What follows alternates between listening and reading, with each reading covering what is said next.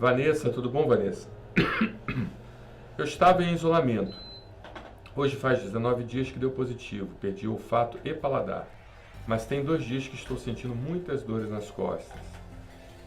É, então, Vanessa, deixa eu entender melhor então. Você estava em isolamento por quê? Você estava em isolamento preventivo para não pegar o coronavírus ou aquele isolamento após você ter se infectado com o coronavírus? Você tem que entender essa situação.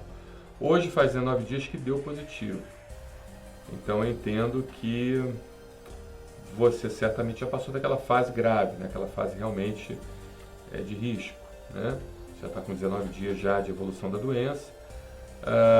Certamente você tem que continuar o isolamento, certamente, até o isolamento preventivo para não transmitir essa doença para outros pacientes.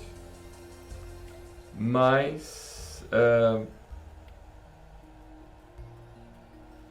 que você diz realmente que hoje faz 19 dias que deu positivo, perdi o olfato e paladar, mas tem 2 dias que estou sentindo muitas dores nas costas.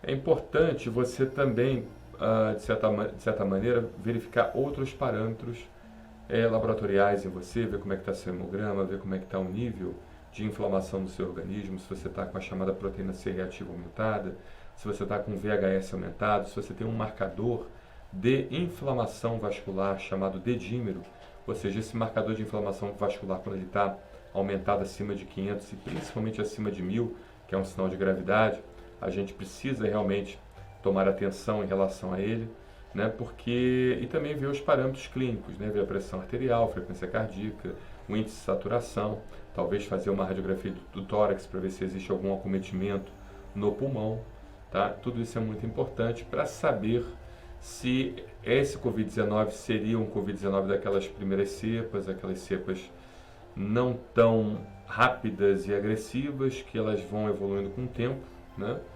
Ou se seria da cepa recente, né? Porque as cepas recentes, as cepas realmente, essas variantes, a variante de Londres, principalmente a variante de Manaus, agora nós estamos tendo uma variante aqui no Rio de Janeiro, elas costumam ser muito mais rápidas. Eu quando falei que você passou da fase de risco, eu falei mais relativo à cepa atual, tá? Mas até a cepa antiga também, você demorava pelo menos 7 a 10 dias e depois do 10º dia que você realmente estaria entrando naquela fase de risco. Passando o 10º dia a gente ficaria menos preocupado, né? Mas continuando a avaliação constante do paciente. Mas como esse vírus é um vírus novo, é um vírus que está sempre sofrendo mutação, é um vírus que ele está mudando de comportamento com bastante frequência, é muito importante que você, de certa forma, busque atendimento médico. A gente coloca à disposição o Projeto Brasil Sem Alergia, justamente para que você possa avaliar com mais detalhamento esses marcadores biológicos, né? E esses marcadores biológicos, por sua vez, eles vão elucidar um pouco melhor o quadro clínico do médico e para que ele entenda realmente se está numa gravidade ou não.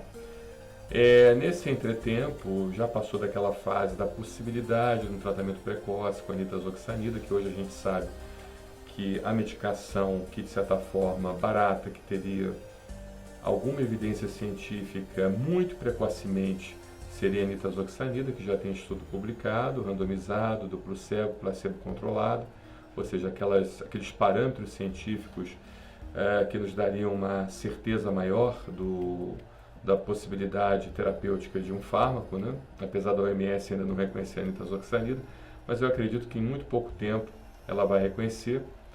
E a nitazoxanida, quando iniciada muito precocemente, com a indicação do seu médico, uma estrita, uma criteriosa avaliação do seu médico, ela poderia te beneficiar. Isso comprova em estudo científico publicado, usando esses parâmetros mais robustos, né? Não seriam estudos observacionais, porque o que a gente tinha seriam estudos observacionais. O estudo observacional tem sua validade científica, mas não é do todo certo, né? A gente poderia ter uma ideia, mas não do todo certo. A partir do momento que a gente tem um N de pacientes com estudos duplo cegos randomizados, placebo controlado, ele teria então uma robustez maior, né?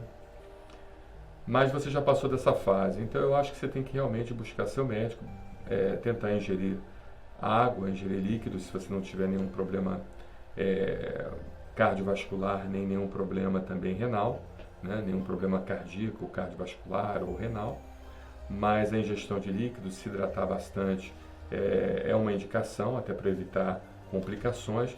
Essa questão de você ter perdido o olfato é algo que a cada dia que passa a gente está percebendo que está se tornando uma consequência, uma complicação do coronavírus, uma complicação mais a longo prazo, né? Ou seja, parece que o coronavírus ele entra pelo bulbo olfativo, ele infecta muitas das vezes o paciente pelo bulbo olfativo e ele realmente estraga a chamada bainha de mielina dos nervos do bulbo olfativo, diminuindo então o olfato e o paladar. E isso parece que tem ficado bastante tempo, ou seja, tem se tornado algo a longo prazo. Você vai precisar procurar um neurologista para tentar reverter esse quadro clínico. A neurologia, através de determinadas medicações, através de determinados estímulos que podem ser feitos por aparelhos de pessoas ligadas à área de reabilitação, você conseguiria então talvez recuperar a médio e longo prazo esse olfato, tá bom? Em relação a dores nas costas, realmente a infecção por coronavírus é uma infecção sistêmica, ela não é uma infecção localizada no pulmão, ela não é uma infecção localizada nos vasos, ela é uma infecção que de certa forma acomete todo o organismo de forma sistêmica, e uma mialgia causada pelo coronavírus é algo possível, tá? E algo também que pode se manter durante um tempo, tá bom? Certamente você precisa elucidar melhor como é que estaria o seu quadro clínico interno, né? Só recapitulando, um hemograma completo não faria mal para você, a gente vê como é que está seu nível do leucócitos, suas plaquetas, o próprio hematócrito, a proteína C reativa também, que é um marcador de infecção e inflamação, ver como é que estaria, se estaria aumentado ou não. O próprio VHS, velocidade de hemossedimentação, também nos mostraria um processo inflamatório em atividade ou não.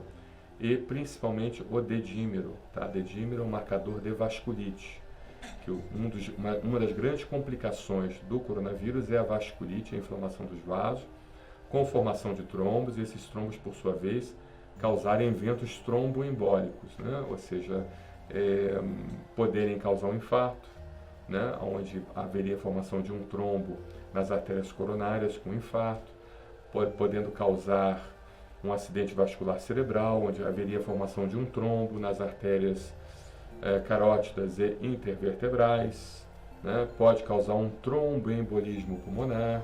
Esse tromboembolismo pulmonar, onde haveria um trombo nas artérias pulmonares, levando esse tromboembolismo. Esse tromboembolismo pode evoluir para uma hipertensão pulmonar, ou seja, você precisa fazer realmente, rapidamente, esses exames para a gente ver como é que estaria a sua condição clínica, e de quebra uma tomografia ou uma radiografia, se você não tiver condições ou plano de saúde, uma radiografia de tórax também seria algo bastante útil, tá bom? Vanessa, muito obrigado pela sua pergunta, mas entenda que aqui não é um lugar para consulta médica, que somente é um lugar para nós compartilharmos informações a título de conhecimento geral. Tudo aquilo que você receber aqui na nossa live, nosso bate-papo, tudo isso precisa passar pelo crivo do seu médico assistente, tá? Seu médico assistente, que é o principal moderador dessas informações, ele que vai lhe dizer aquilo que seria pertinente para o seu caso ou não. Um abraço, Vanessa, obrigado.